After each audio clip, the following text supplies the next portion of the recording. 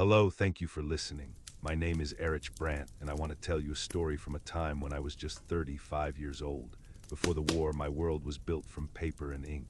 I was a journalist in Berlin. My life had a structure, a beautiful and logical architecture, much like a well-written article.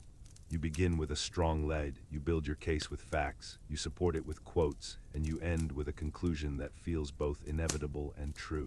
I believed in the power of words to illuminate, to clarify. I believed a story told honestly was the closest thing we had to truth.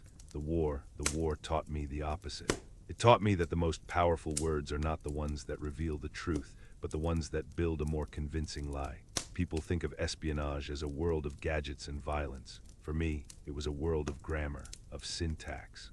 It was about finding the precise adjective to poison a man's reputation, the perfect turn of phrase to unlock a secret. A journalist searches for the truth. An editor shapes it. A spy must learn to build a lie so perfectly structured that it becomes more real than the truth itself. And in the clean, quiet summer of 1943, I was handed the blueprints for the most terrible story I would ever have to write. Switzerland was a clock, that's how I remember it. Precise, orderly, and blissfully, dangerously neutral. While the rest of Europe was tearing itself apart in a storm of fire and steel, Bern was a sanctuary of quiet streets, ticking trams, and the chime of the Zittglogge Tower marking hours that seemed to have no meaning. But beneath that polished glass face, the gears of the war were grinding just as furiously. The cafes weren't just for coffee, they were clearing houses for secrets. The rustle of a newspaper wasn't idle reading.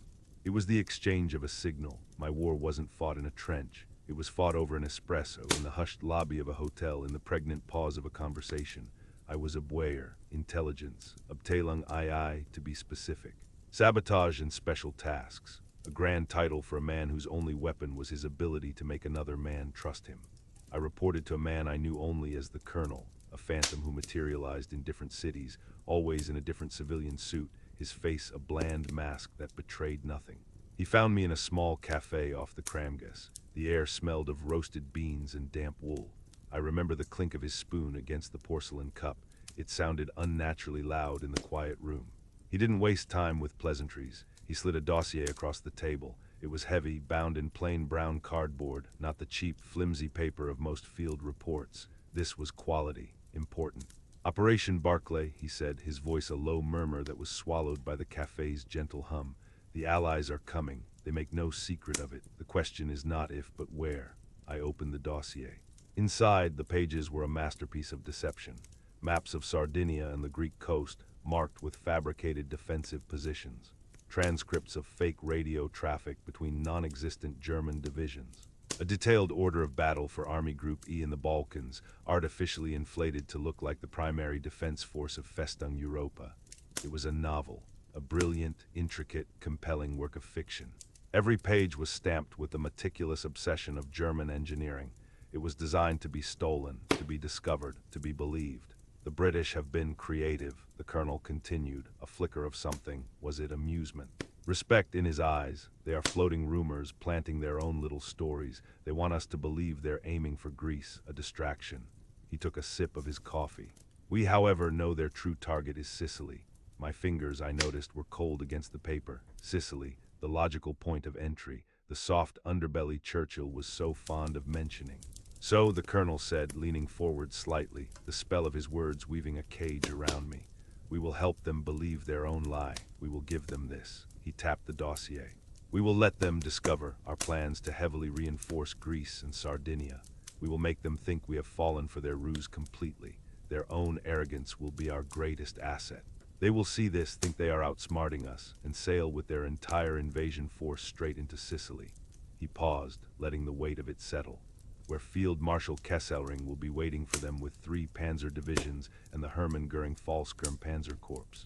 We will turn the beaches of Sicily into a graveyard, a blow from which they will not recover for a year, perhaps longer. I closed the dossier. The weight of it seemed to increase tenfold. It was no longer paper and ink.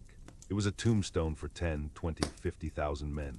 The journalist in me, the craftsman, admired the sheer artistry of the deception. It was a perfect narrative. A story with a hook, rising action, and a devastating, bloody climax. It preyed on the enemy's biases, their intelligence, their own sense of superiority.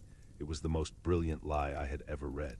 and the man in me, the one who listened to the BBC on a crackling shortwave radio in the dead of night, the man who remembered books burning in the squares of Berlin, was screaming.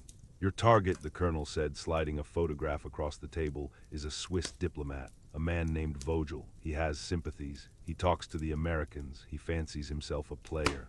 I looked at the picture. A soft-faced man with tired eyes. A man I had already spent 6 months cultivating, sharing expensive brandies with, lamenting the tragedy of the war. My friend, you will let him get this from you, the colonel instructed.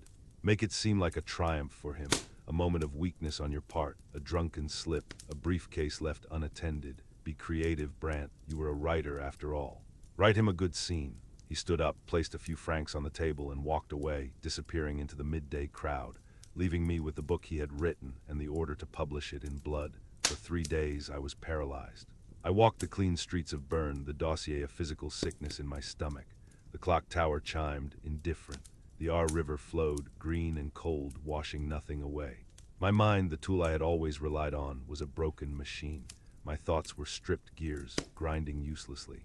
If I passed the information as ordered, I would be complicit in a massacre that would strengthen the very regime I prayed every night would fall. I would be helping them win, prolonging the agony. If I refused, if I was caught, the Gestapo did not have quiet cafes in Bern. Their offices were in cellars. Their tools were not words. My fear was a cold, metallic taste in my mouth. It was the memory of a colleague from my newspaper days, a man named Klaus, who had written one article too critical. They took him in 1938. I never saw him again. His wife told me they sent back a box of ashes. That was the price of a poorly chosen word, but to do nothing was to obey, and obedience was a betrayal of everything I once was, the journalist who chased truth, the man who believed in a story's power to heal, not to kill. I had to flaw the masterpiece, sabotage the story, but how? Any obvious error, any clumsy forgery in the Abwehr would know. My life would be measured in hours. It had to be subtle, a grain of sand in the perfect clockwork. Something that would make Allied intelligence pause, a detail so small and so wrong that it would cast a shadow of doubt over the entire, beautiful lie. I spread the documents on the floor of my small, sterile apartment. The room smelled of old paper and my own sweat. For hours, I lived inside that lie, memorizing the fictional troop movements, the call signs, the names of the phantom commanders. I was no longer a journalist. I was a proofreader from hell. I checked every date, every unit designation, every map coordinate. It was perfect. Damn them, it was perfect. Then I saw it. A single page, a logistics report detailing the shipment of specialized winter equipment, heavy greatcoats, skis, camouflage for snow, to the fictional divisions being massed in Greece. A tiny detail meant to add authenticity. The shipment date was listed as mid-July. July in Greece, it was plausible. Bureaucracies are stupid. Equipment is shipped ahead of time. But it was odd, an anchor of doubt. What if I could make it more odd? I couldn't change the document itself. The typewriters, the ink, the paper were all sourced from specific German military offices. A forgery would be detected instantly. No, I couldn't change the text, but I was supposed to be writing a scene for my friend Vogel, a scene of weakness, a drunken confession. Words could be added, words could reframe everything. The plan formed in my mind, a desperate, terrifying piece of theater. It was the most important story I would ever write, and I would have only one chance to perform it. I met Vogel at our usual place, a dimly lit bar that smelled of stale cigar smoke and old leather. I was already 3 brandies in when he arrived, and I made sure the bottle was on the table between us. I played my part. The disillusioned German intellectual, trapped in a uniform, terrified of the Eastern Front. I let my words slur. I spoke of the cold, the endless Russian winter. I conjured the ghosts of Stalingrad. It wasn't hard. The fear was real enough. They are mad, Heinrich, I slurred, gripping his arm. Utterly mad, the whole high command. He watched me, his tired eyes full of a mixture of pity and professional interest. He was a fish circling a baited hook. What is it, Erich? What has happened? I let my eyes dart around the room, a caricature of a clumsy spy. I leaned in, my voice a conspiratorial whisper that was just a little too loud. They're moving mountains to Greece. Mountains of men, they think the Allies are coming for the Balkans. I saw the flicker, he was hooked. I let him coax it out of me, piece by piece. I talked about the panzers, the reinforcements. Then I delivered my line, the grain of sand. And the equipment, God in Himmel, the equipment they are sending. I saw the manifests myself. I laughed, a broken, desperate sound. They are sending skis, Heinrich. Thousands of pairs of skis to Greece in July. They are preparing to fight a winter war in the mountains of Olympus while the British are landing on the summer beaches. They are insane. I let the briefcase fall open by accident. The dossier was right on top. Vogel's eyes locked onto it. I pretended to notice, snatching it shut, fumbling, looking panicked. The seed was not just planted, it was watered with my own manufactured terror. I left a few minutes later, stumbling out into the cool night air, leaving him alone with the bottle and the image of a crumbling, incompetent German war machine. I left the briefcase under the table.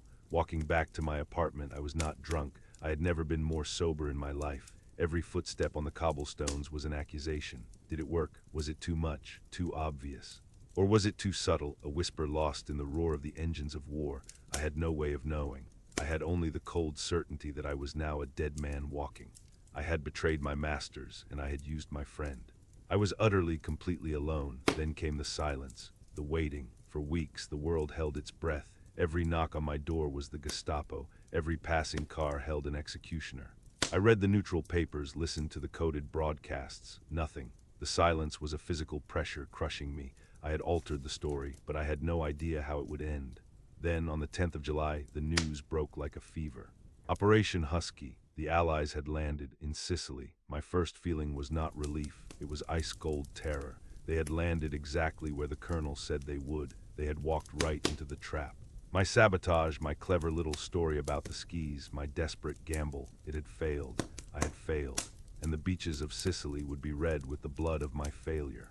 But the reports that trickled in over the next days were confusing. The resistance was heavy, but not insurmountable. The great counterattack, the one led by the Hermann Göring division, was sluggish, poorly coordinated. Kesselring's trap had been laid, but the spring was weak.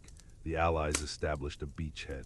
They pushed inland. It took me years, long after the war, reading the declassified histories, to understand what had happened. My information, my lie amended with a fatal, absurd detail, had reached the British. It did not stop them from invading Sicily. The logic for that was too strong. But my story, the story of the skis, the story of an incompetent high command planning for a winter war in a Greek summer, it cast a shadow of doubt. It made them question the quality of the German intelligence they were supposedly intercepting. They couldn't be sure if the German defense of Sicily was a brilliant trap or another example of strategic madness. They hedged their bets. They allocated fewer resources than they might have. They held back reserves. They proceeded with caution. My lie hadn't stopped the invasion. It had just made it survivable. I didn't save everyone, but I saved someone. I threw a single, flawed sentence against a wall of armor, and it had, somehow, left a dent. I never heard from the colonel again. I was never debriefed. To the Abwehr, my part of the operation was a failure. The trap had not been fully sprung. I was left to wither in the quiet irrelevance of Bern, a broken tool put back in the drawer. It was the greatest gift they could have ever given me. After the war, I tried to go back to my old life. I sat in front of a typewriter. The keys felt alien under my fingers. I tried to write a simple human interest story. A piece about a baker rebuilding his shop in the ruins of Berlin, but the words were hollow. The structure felt like a lie. Every sentence I wrote, I saw the hidden meaning, the potential for deception. A story wasn't a window to the truth anymore. It was a weapon. It was a cage. How can you build stories for pleasure when you know their architecture can be a blueprint for a tomb? I never wrote fiction or journalism again. I had lost the faith. I learned that the war didn't just break buildings and bodies. It broke ideas. It broke the very tools we use to make sense of the world. My tool was the story, and the war had taught me that a story's purpose wasn't to be true, but to be effective. That is the scar I carry. I spent the rest of my life as a translator, a conduit for other people's words, never daring to build a narrative of my own. The hardest lesson is this: you don't always get to choose between right and wrong. Sometimes you only get to choose the flaw you insert into a greater evil. You write a single, poisoned sentence, and you spend a lifetime listening to its echo, never knowing for sure who it saved or who it damned. All you can do is learn to live with the story you've told.